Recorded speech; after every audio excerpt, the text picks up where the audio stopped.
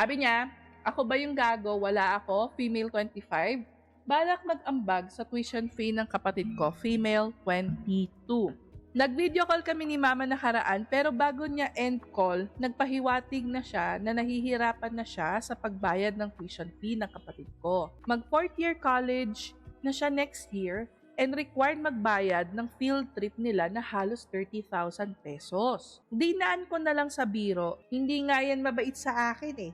Bakit ako mag-aambag? Well, di naman ako pinipilit ni mama pero ginigil trip niya ako. Matagal ko naman na sana plano yon kaso ganito napapansin ko sa kapatid ko. Lumabas kami kasama ni Papa at siya lang nag-ayos ng sarili, makeup and attire. Botohan kasi yun. And napansin ko, hindi siya lumalapit sa amin.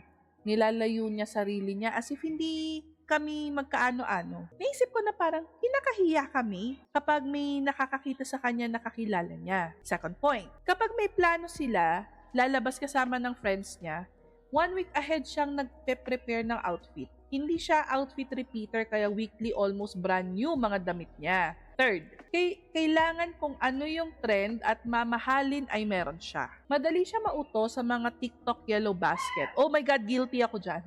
One time nag-request siya ng bagong sapatos kasi nagbabakbak na raw pero nung nakita ko hindi naman noticeable at kakapiranggot lang naman. Gusto niya palang bilhin yung shoes na may bedo sa name. Sa name, I forgot ano yon. Fourth, ayaw niya makita ng friends niyang mapera na galing lang siya sa hirap. Social climber ang atake niya. Fifth, yung mama ko sa kanya lang kinakamusta kapag kailangan ng pera. Ipapa-adjust yung brace, tuition fee, or may luho na gusto ipabili. Kapag wala rin siya paramdam kay mama. Kailangan ko pa ipa-remind na mga musta naman siya. 6. Kapag siya naiwan sa bahay, may konti akong favor na hindi nagagawa. Pakainin lang naman yung family dogs and cats. Sasaingan na lang niya kasi may wet food naman na ako binili. Kaso need pa ipa-remind at the end of the day. If hindi, ay hindi niya rin mapapakain. And lastly, hindi naglilinis sa bahay at naghuhugas, walang kusa sa gawaing bahay. Naawa naman ako kay mama kasi mahal rin yung tuition fee ng kapatid ko. Yung papa ko kasi maliit lang kinikita as maintenance kaya napupunta lang sa bills, payment at grocery.